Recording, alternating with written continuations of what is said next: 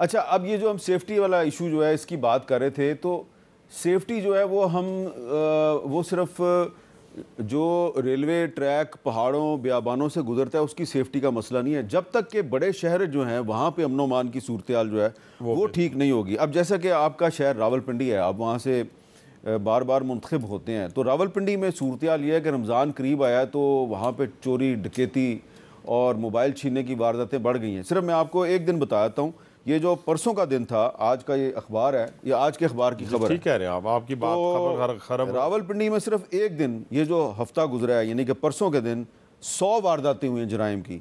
17 शहरियों की मोटरसाइकिलें छीनी गई हैं, 36 के मोबाइल फ़ोन छीने गए हैं, और इसके अलावा सेटेलाइट टाउन में 2 भाई जो हैं उनके साथ डकैती हुई है और उनको गोली मार के ज़ख्मी भी किया गया है। तो ये रावलपिंडी शहर जो है, जो कि बड़ा इंपॉर्टेंट है, यहाँ सिर्फ रावलपिंडी का मैंने एक मिसाल दी है, सूरत हाल बाकी शहरों में भी ख़राब है। तो ये जब बड़े शहरों में सूरत हाल ठीक नहीं होगी तो रेलवे का ट्रैक कैसे सिक्योर होगा? हाँ, ठीक आप बात करें। और फिर सिर्फ ट्रैक ही नहीं सिक्योर होगा, और पहाड़ों में नहीं बल्कि हम अपने जो स्टेशन हैं उनको भी अपलिफ्ट करने जा रहे हैं ताकि वहाँ से गुजरते हुए कोई आदमी आसानी के साथ ना पहुँच सके उस जगह के ऊपर। हाँ, लेकिन इसके साथ साथ ये जो बात आपने रावलपिंडी की है, बिल्कुल ये सदाकत है इसमें, बिल्कुल 100% आपकी फैक्ट्स एंड फिगर जो आपने दिए हैं ये भी ठीक है जी। और इसके ऊपर बहुत सारी हमें कंप्लेंट्स आई, हमारे लोग आए हमारे पास आके उन्होंने बताया है। इसके ऊपर मैंने चीफ जो पॉलिसी अफसर है हमारे, उससे भी बात मैंने की है, अभी RPO साहब से भी बात करूँगा आपके प्रोग्राम के बाद। ये बहुत ज़्यादा इस वक्त मैं समझता हूँ कि और भी एलिमेंट्स शामिल हैं। आपको पता है कि आसानी के साथ ये हब है इस वक्त, आप खैबर पख्तूनख्वा से निकलें, वेपन से लेके नारकोटिक से लेके हर चीज़ का हब ये बन गया अब। लेकिन उसके ऊपर जिस तरीके से काम करना चाहिए वार फुटिंग के ऊपर, वो नहीं हो रहा।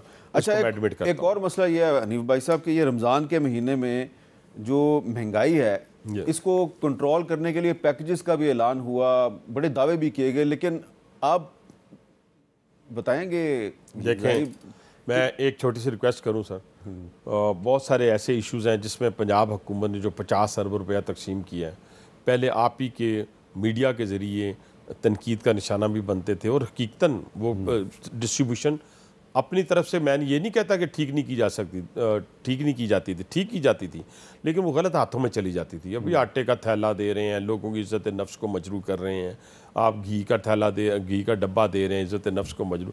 इस दफ़ा जो पंजाब हुकूमत ने किया वो बड़ा ही ऐसा इक़दाम है। वो as a member national assembly, एक तो पहली बात यह है कि उसमें मेरा कोई अमल दखल नहीं था।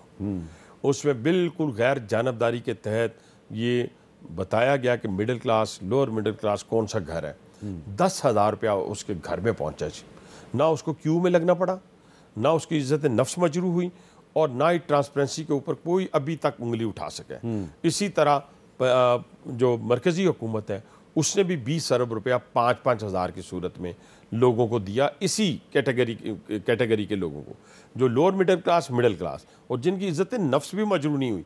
और इसकी शफाफियत के ऊपर मैं यहाँ बैठ के, जैसे मैंने पहले पुलिस के मामले में एडमिट किया, इस तरह ये मैं चैलेंज करता हूँ कि अल्हम्दुलिल्लाह ये सारे का सारा पैसा जो है वो घरों तक गया है। तो इससे मैं ये नहीं कहता कि उस 10,000 से उन्होंने अपना घर बना लिया है वो, लेकिन जो रमज़ान शरीफ की बात आपने की, जहाँ पे अशिया खुद दोनों सस्ती भी होनी चाहिए, वो अल्हम्दुलिल्लाह हुई हैं। इस्लामाबाद की हद तक मैं आपको कहता हूँ, हमने 14-16, मैं क्योंकि प्राइस कंट्रोल कमेटी इस्लामाबाद का भी मेंबर हूँ, प्राइम मिनिस्टर ने बनाया मुझे, पिंडी में नहीं, मैं इस्लामाबाद की बात करता हूँ, यहाँ हमने 16 के करीब स्टॉल ऐसे लगवाए जो कंपनी रेट से घी कम था, कंपनी रेट से आटा कम था, चिकन कम था, अंडे कम थे, यही आपके, और चीनी कम थी, यानी 130 रुपये में चीनी फ़रोख्त की है। अच्छा। कहाँ 170 और 180 पे चली गई।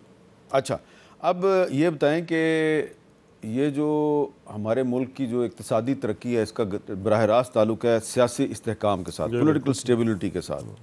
तो जो आपके जो सियासी मुखालफीन हैं वो ये कहते हैं कि पॉलिटिकल स्टेबिलिटी सिर्फ एक सूरत में आ सकती है, और वो क्या सूरत है, ज़रा बताएं जी, ये क्या कह रहे हैं? इमरान खान को रिहा करना पड़ेगा। जब तक इमरान खान जेल में है आप इंटरनेशनली एस्टेब्लिश नहीं कर सकते कि पाकिस्तान में पॉलिटिकल स्टेबिलिटी है। इनको ये समझ नहीं आ रही, इनको ये समझना पड़ेगा। कोई इन्वेस्ट करने को तैयार नहीं है आपके साथ। अफगानिस्तान के साथ 2200 किलोमीटर की मेरे सूबे की एक बॉर्डर है। आप बगैर मुज़ाकरात किए अफगानिस्तान के साथ इस खिते में अमन की भली नहीं कर सकते।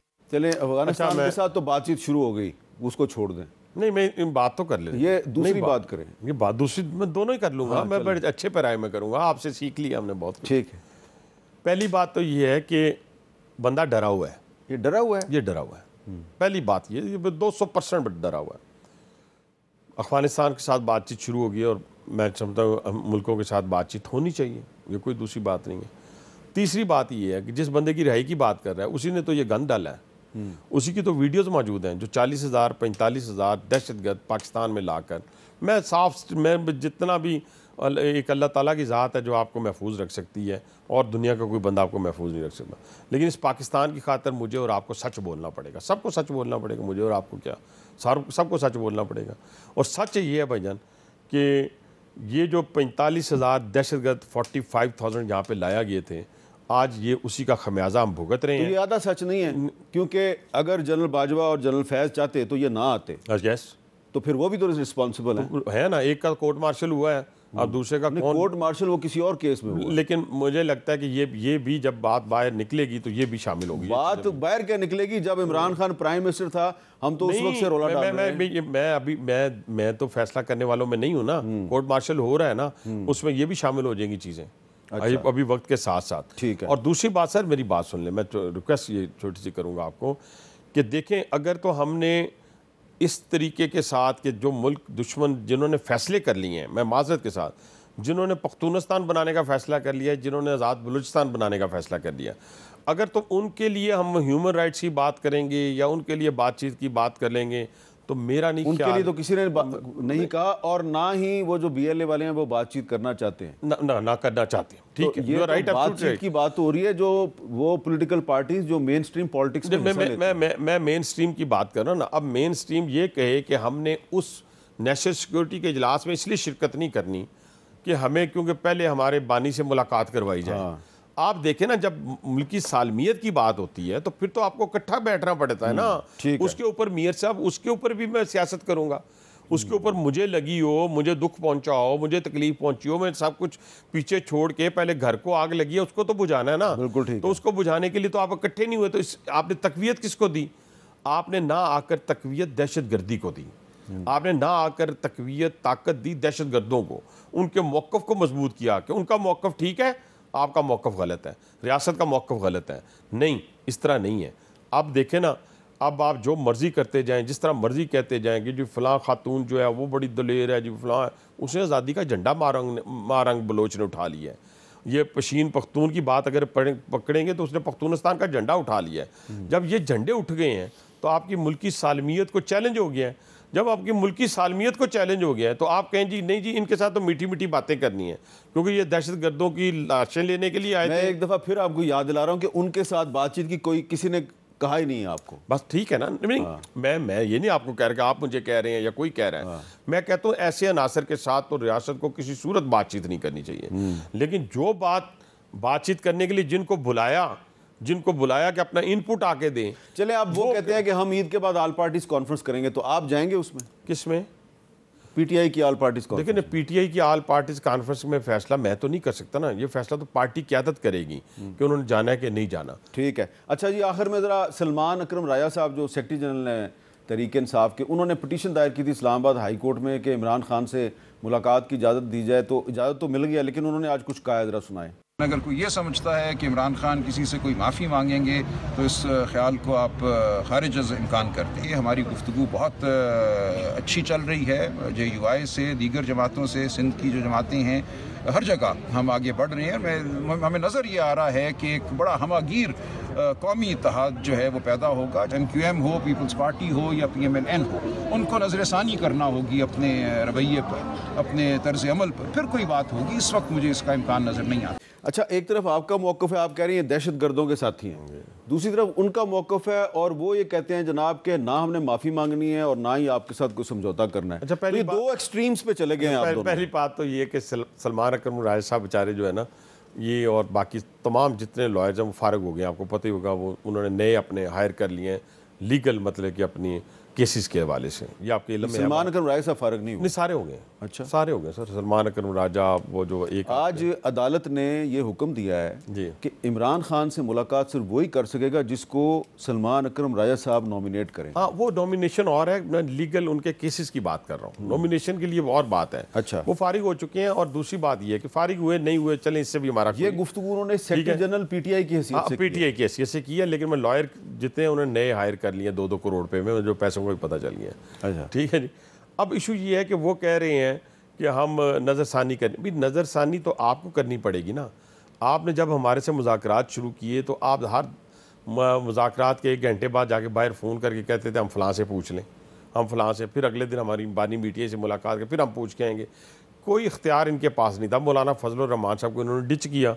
मौलाना फजल रहमान साहब इनके करीब गए, वो इनके करीब आए, लेकिन जब ये हमारे साथ मुज़ाकरात करने के लिए आए तो उन्होंने तो मौलाना से पूछा भी नहीं।